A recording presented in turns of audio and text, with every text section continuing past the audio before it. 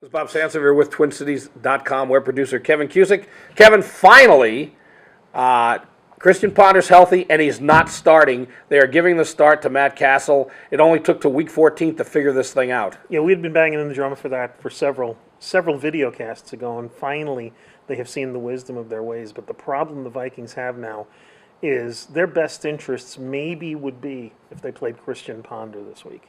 And all throughout the rest of the season, perhaps even Josh Freeman, maybe even Joe Webb, because their draft position is very precarious. Well, that's the thing. That's the decision they apparently have had to make. They're not going to win this week regardless of who they start. Frankly, they may not have a running back because Adrian Peterson and Toby Gerhardt, they could wind up being, they say they hope to know by Friday, but they could be game-time decisions. They're both sore. Matt Asiata may be their running back. And, you know, I don't think that's the worst thing either because they have to find out if there's someone there, and it would be Asiata, who can replace Gerhardt. They've allowed Gerhardt. They are going to lose Gerhardt. Well, of course they are. Every time he runs the ball, it adds to his resume. But the last 3 weeks, why is Aaron Henderson going to start when you have Gerald Hodges and Mike Mowdy? See what they can do.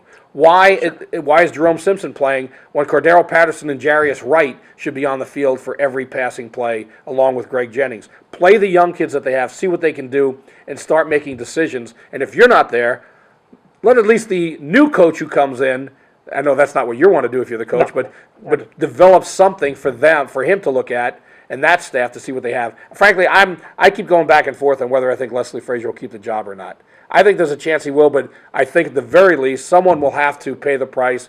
Maybe it'll be his coordinators. It could be what happened to Ron Gardenhire a couple of years ago or last year when they took away his. Where he has to throw someone overboard. Well, they threw overboard half of his coaching staff. So there has to be a scapegoat, and if Spielman doesn't make it Frazier, it'll be assistants. Sure.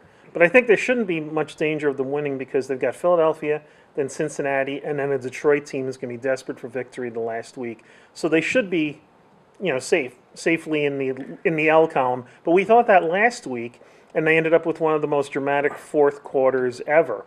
The one thing they have going for them, and this is breaking news, the Sports Illustrated jinx could be at play this week. Nick Foles, surrounded by snowflakes, from last week's game against Detroit, is on the cover of Sports Illustrated this week, so that could help the Vikings. You've seen the Vikings secondary. I don't think it's going to make a bit of difference. Well, they might be jinx-proof, but their position is that they have two teams a half game in front of them. They have 5 teams only a half game behind them, and 3 of them, Jacksonville, Cleveland, and Oakland, are going to take quarterbacks. So if the Vikings really entertain hopes of getting a franchise quarterback in the next draft, they have no choice. They must lose. There you have it. They must lose. Kevin Cusick, Twin Cities web sports producer, and I'm Bob Sansevere, and we'll talk to you again real soon.